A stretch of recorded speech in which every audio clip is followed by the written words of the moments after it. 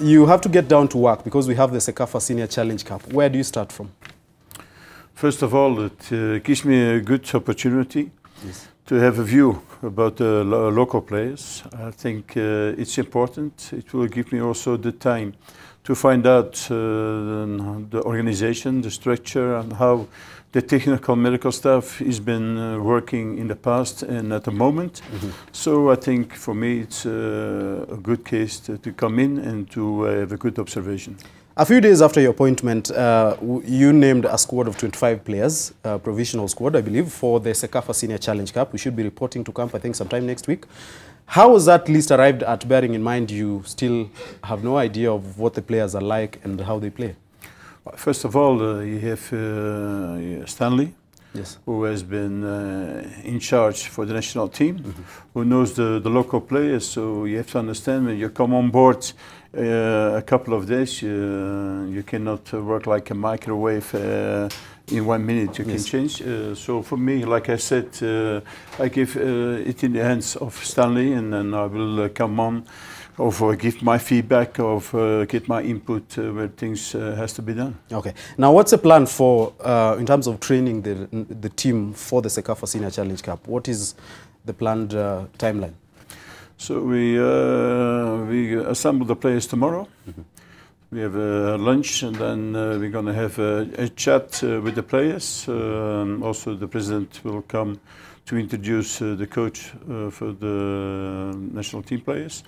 And then by 3 o'clock we have a first training session. I will leave this in the hands also from the technical staff. And then we will see what we're going to do in the opposition games, that I have an idea of the players, their quality, technically, tactically. And then step by step we will come on board. I think a week to the start of the Sekafa Senior Challenge Cup, and our first match is against Rwanda. Within this period of time that you'll be meeting the team and, of course, starting the training sessions, what will you be looking at? What qualities will you be paying a keen eye on the players? Well, first of all, the individual quality, and then also the tactical strategy. If they are performing well in what we are asking, in the concept, in the system. But it's for me an opportunity, a chance to learn the players on the technical side, but also on the character side, and also on the way of the discipline. Okay. It's a change of coach, meaning generally a change of tactics, a change of philosophy of the game, of course, coming from Stanley now to you. What is your philosophy of football? What method of football do you like to play? First of all, it depends, because you have to be honest, you have to see the quality of your players, because you can play in a 4-2-3 with wingers, so we're going to make the difference in the 1-1 situation, but if you don't have the speed on the side, it makes no sense. So I have to see first the quality of the players, and then I will make up my mind to play the system. Okay. This is dominantly, in fact, the entire squad is from local-based players. None of the foreign-based players are in the squad. How do you, if that chance comes, combine the local talent and the players who have international experience, the likes of Victor Wanyama, Michael Olunga, Ayub Timbe, and all of them? When that time comes, and especially during the Africa Cup of Nations 2019 qualifier matches, how do you combine foreign-based players and the local talent? First of all, you have to follow up your players abroad. You have to follow up the local competition. And then you have to see, because if you are calling up players, that means the players has to be fit to play a game. So you have to follow up the players to be sure that they are playing, that they have the champion in the legs, that they are in good shape, in good condition. So this is a big work that you have to do as a coach, and it's a daily work. And then you have to follow up the local players. And then we have to see where we have to bring our input, because in certain positions, I did a little bit my homework. I have a little bit my idea about the game we have been playing against Sierra Leone. So there I have also my thoughts about this game. And I think it's very important that you call up players who wants to play in the concept of the coach, that they believe in the coach, and not the opposite way, that the player is going to play their position they want. So there has to be discipline, and there has to be a good understanding what the coach wants from his players, and that's the only way forward. A lot of coaches say we will follow the foreign-based players. We have the advantage of watching the Premier League. Victor Wanyama easily accessible for us. Michael Olunga in Spain easily accessible for us. There are those other players, very good talent, who we don't have the advantage of watching every other match day, right? Whether it's Kamau in Australia, whether you're talking about the players in Norway, all the others in Belgium, across all those other leagues that we don't watch every day. How will you be monitoring how they play? First of all, my instrument is the internet, but I have also, because all over the years of experience, you have a lot of people who has been working for you, like scouts and all kinds of things. So I have enough people who can give me some information, but I will not make decisions without seeing. That means I will be traveling, I will be watching players. I will follow up, first of all, by internet, all the players. I will communicate with the players.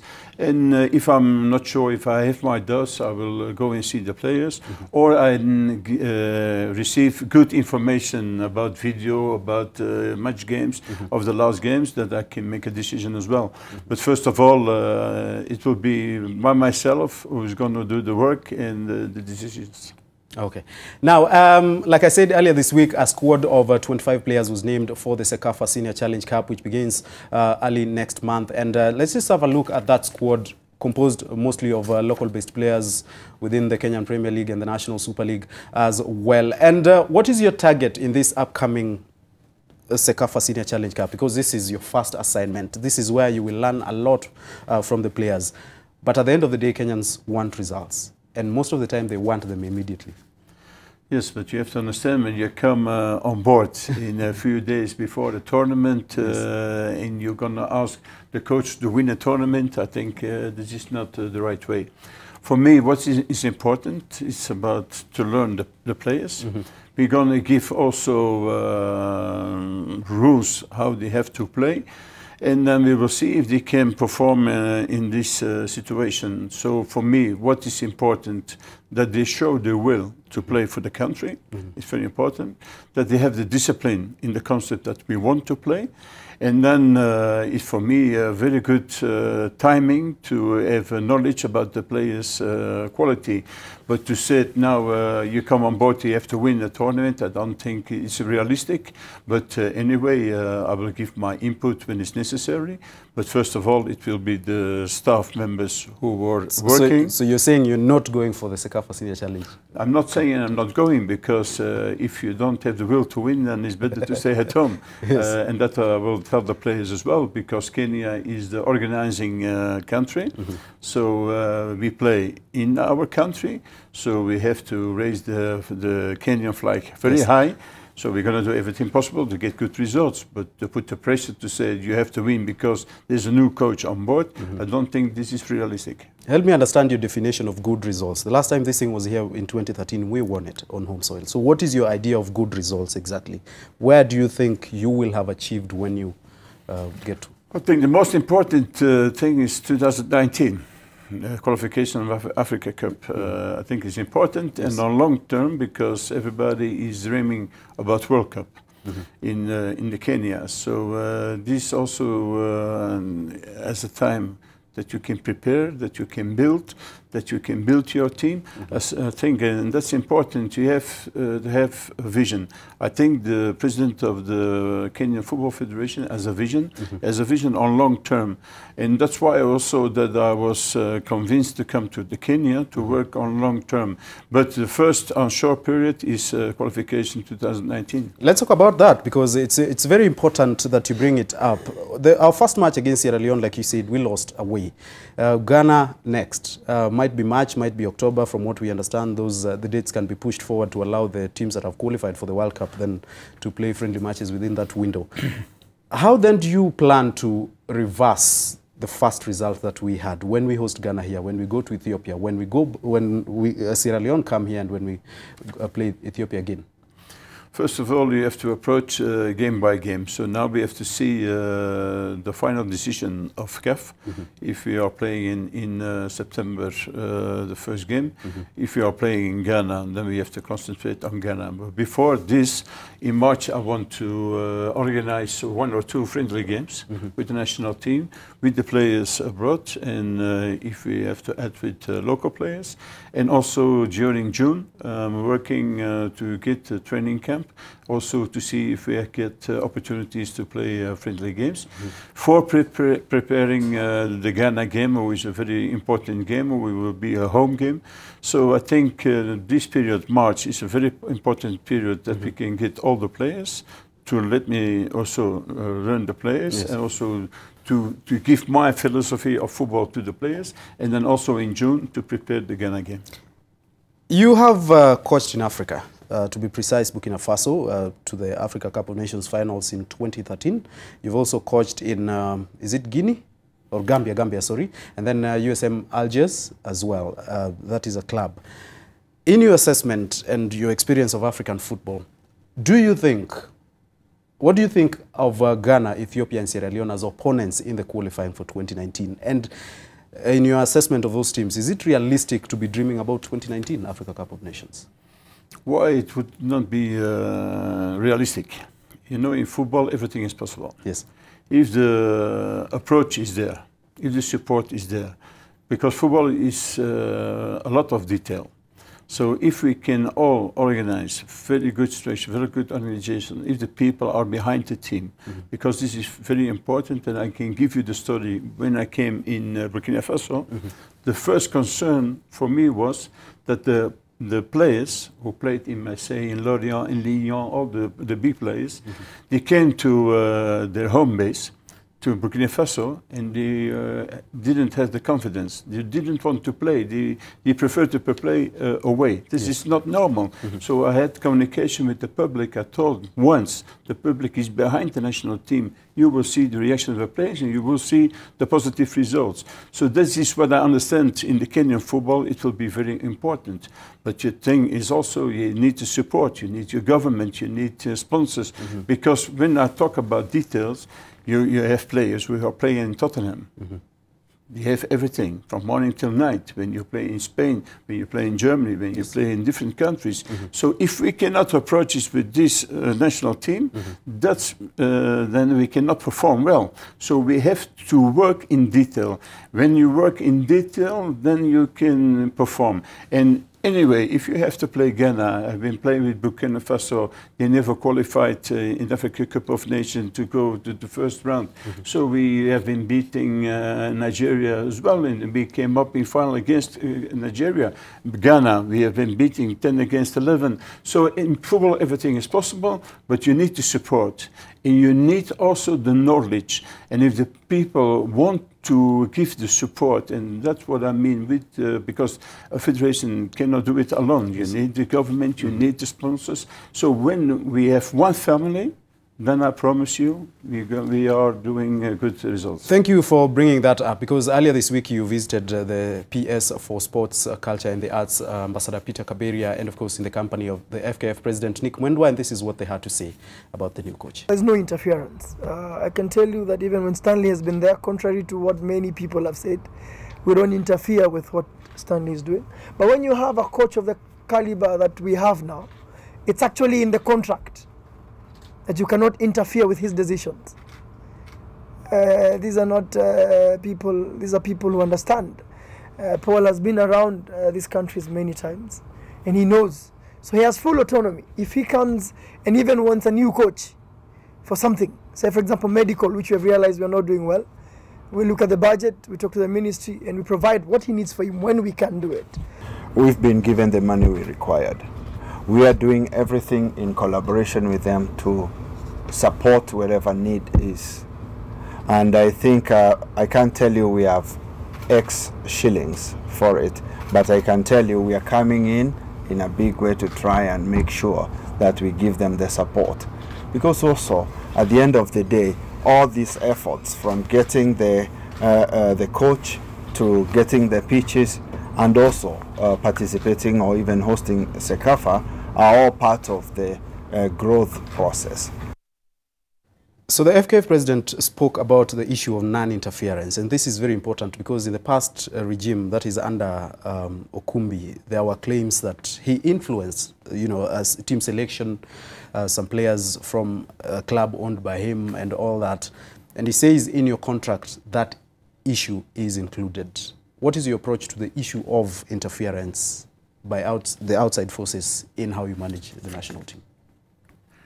Everybody has the right to talk with the coach and to give his ideas. Mm-hmm.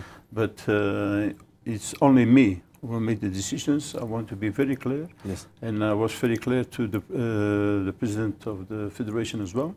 That's my way of working, and I have been proving this in Guinea, in Gambia. I've been proving this also in Jordan, in Burkina Faso, in the last team with Alger Isma. When you reach semi-finals, it's not by coincidence. It's the highest champion. So I can tell you, I will make up my mind. I thought if I come, I work with my organization, my structure, my philosophy, and I believe in my leadership, and I will do it my way. Okay. Then there's a government which says they will give the support they can in terms of the finances, in terms of the working environment. We had an incident with one of our former coaches, Antoine Hey, where there was alleged, government interference and all that. In your discussions with them, what was the promise from their side and the promise from your side to them?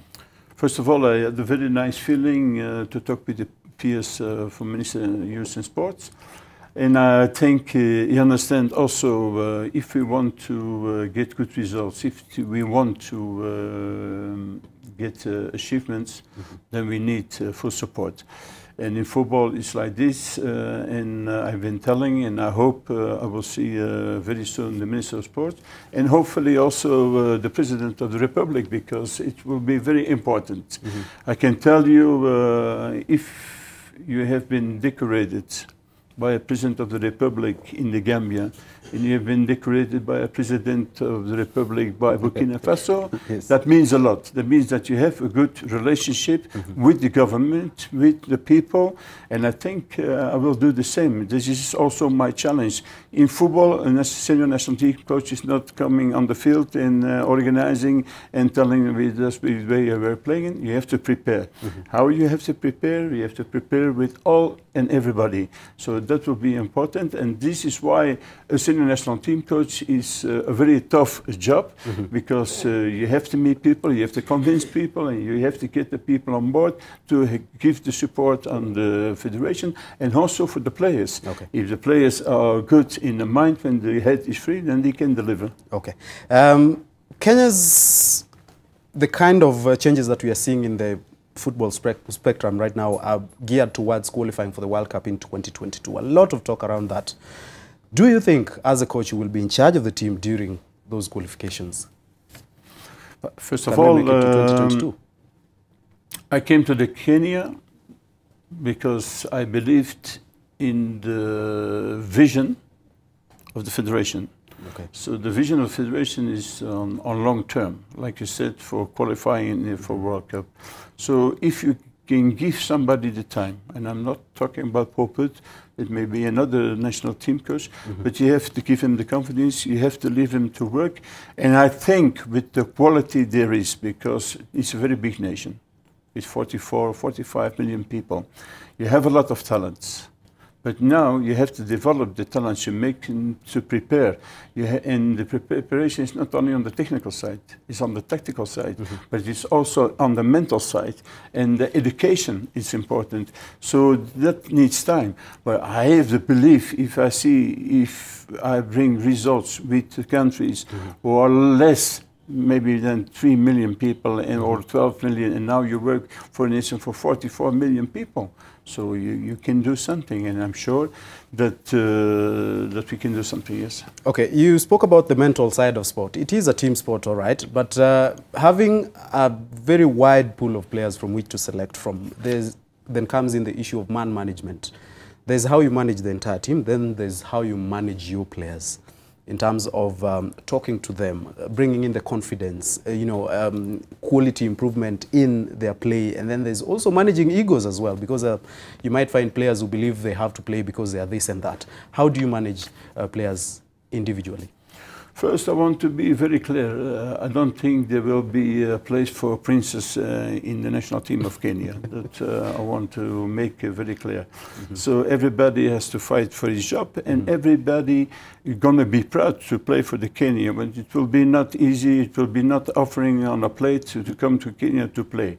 No, first of all, like I said, we're going to follow up the player, but also, does he have the heart to play? Does he have the heart to raise the Kenyan flag high?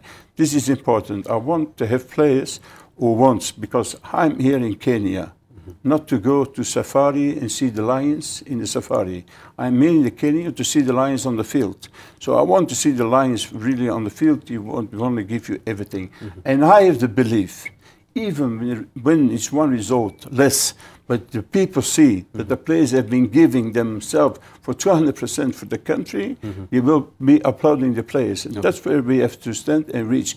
So now, for ego players, there's no place. Like I can for sure. Maybe you play in the highest level in Europe. No, I want players who want to prove and who want to get in the Kenya to get results and to be proud and to play for the Kenya. All right. One final question before I end. It's a 2-year contract, ends in 2020. Within that period of time, what would you want to have achieved as the national team head coach? 1 or 2, 3 things that you want to have achieved within that time. First of all, I will change your question and I will tell you I can guarantee quality of work for the Kenya. I can guarantee professionalism for the Kenya. If it's come on results, I will do everything possible to make the qualification for 2019. I think it's very important. But the most important is the day when I leave Kenya, there will be a team which compared, that you can compare with the biggest teams in Africa. That's for sure, and that is what I can promise. Okay. Let's continue with our discussion with the new Harambee Stars head coach, Paul Put, in studio. And we have a couple of questions from our viewers right now. Dates Ama Ray Waneku says, the guy has a lot of promises, and we've had promises. Every time a coach is appointed, there are always promises. Delivering them becomes something else. Of course, I know, but I'm not new in business. I think I have experience, and I think you just go to my records, and then I think they've been proven everywhere where I went that I brought results, so why not in the Kenya? Okay. Jacob Abere Matlala says Stanley Okumbi as an assistant to offer physical and where necessary all emotional intelligence support. So Okumbi is retained as your assistant, of course having prior knowledge of the team. How critical is he for you? Well, it's very important because I'm new. I don't know the players, so he has to give me all the feedback. I think he has been taking the responsibility to be the national team coach for a long period, so he can give me the information that I need. And there is already built up something, so it's to me to continue and to put my ideas and my philosophy in this challenge. Okay.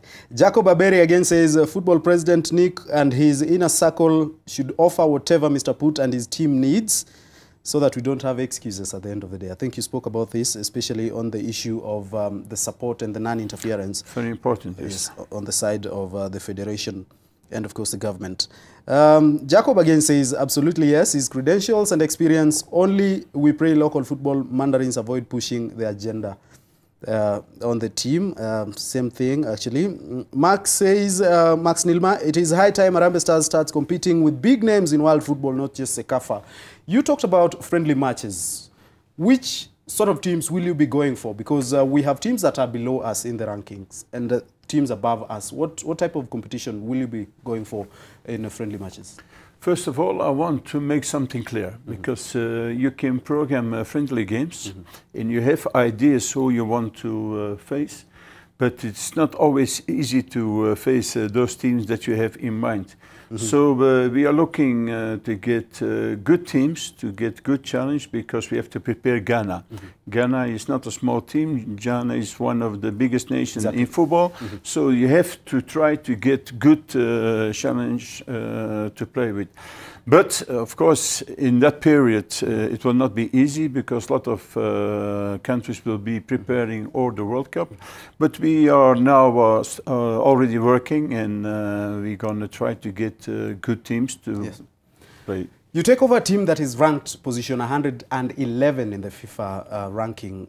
The latest one released, of course, we dropped 9 places. Does that worry you, and how does that then change under you? No, it doesn't worry me, because it can change very quickly. With a couple of good results, you can change. So I'm used to go to teams who are low ranked, and after they had better rankings. So I don't worry about this. The most important thing is that we can get the team on the rails and to get our targets. Okay. CAF increased the number of teams that qualify for AFCON from 16 to 24, right? Meaning we have a much better chance of qualifying next year. If we don't win the group, what is your target in that group, so that we fall in a place within which we can be considered for qualification in terms of points? I think you have to be realistic in football. If you play with Ghana, I think it will be difficult to finish up the first. But the second is a place will give you the right to go to the African Cup of Nations. So I think we have to focus. But it doesn't matter, because when I was in the Gambia, to qualify the Gambia, we were in the, with Algeria, we were with Senegal, who were big football nations, so everybody was saying we had no change. But still, we were the second after 1 point after Algeria, we went through. So I think we have to make the belief, and if place 1 is not possible, then we go for place 2. Major Wagitugi says Kenyans are people of high expectations, so we must deliver results and deliver real quick. I can understand this reaction, but like I said, you need a vision in football. And the vision in football is not on short periods. And I can give you the examples with Pep Guardiola or with Mourinho, who went to their teams in the first year. They didn't bring the performance that the people were expecting. So, but the next year, they delivered good results. So people have to be patient. But the most important thing is that they have the belief in the coach and in the team.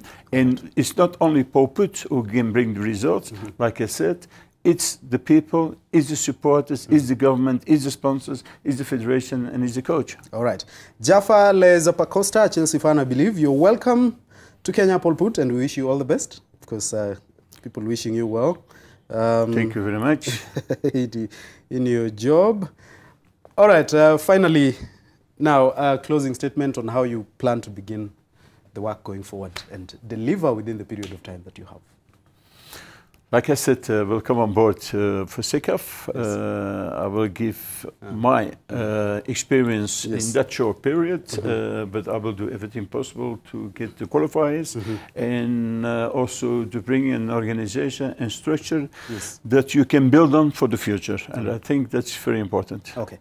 Thank you so much, Harambee Stars Welcome. head coach Paul Put. Thank you for the invitation. About his plans for the national football team. He says he wants to make sure Kenya qualifies for the 2019 Africa Cup of Nations. The CECAFA Senior Challenge Cup will be an opportunity for him to get to know the players and how they play and how then he moves forward with the team. He says it's possible to qualify for the World Cup, whether it's 2022. He's not committing right now, but he promises to deliver quality within the amount of time given to him as head coach.